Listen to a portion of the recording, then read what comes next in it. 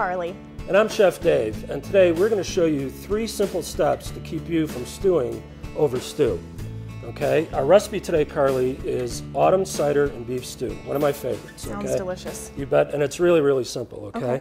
Now, what we did is we browned some bacon in this pan, and we're going to use the drippings to brown our beef, okay? Yum. Now, you can see I've got 2 types of beef here. I've got a chuck shoulder pot roast. Now, if you wanted to save a few bucks, Carly, you could buy a whole chuck roast and cut it into cubes for beef or stew, or you could go to the grocery store and buy already prepared beef for stew to make it that much more convenient. I've seen all these before. Okay, great. All right, so what we're going to do now that our pan is heated up is that we're going to add our beef in. And you hear that nice sizzle? Yes. Okay. All right. Do you want me to stir this? Yeah, would you please? Okay. And so we need to add bacon? Yes, let's add some bacon to it, okay? All right. And so we're browning this. Yes, we're browning it, okay? What's the importance of browning? Well, when we brown beef, we caramelize the outside edges, and that adds flavor to the beef that's not intrinsic to the beef itself. So let's say I was going to do this in a slow cooker. Would I do that again? Absolutely, okay? No matter what the vehicle or the vessel, we always want to brown first, even though this is a moist heat cooking method, because by browning, we're just adding another layer of flavor in there. All right, important. Yeah, you bet. Okay. Now shall I add this in? Yeah, now our beef is getting nice and brown. Okay.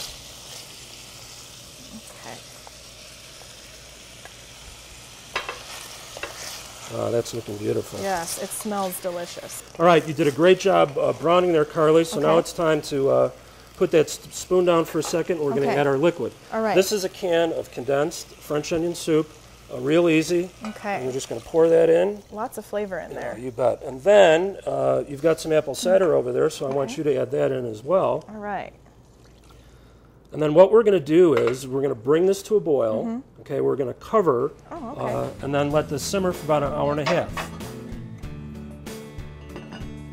Simmer away. You bet.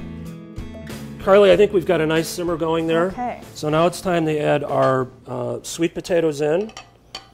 Okay, and then some nice dried cranberries. Those are some interesting ingredients. Yeah, real fall-like, but again, you know, fall, winter, spring. I love stew any time of the year. Delicious. Let's give it another stir. Okay. We're going to bring it back to a boil, and then we're going to cover and simmer for another 30 minutes. So how do I know if my beef is done?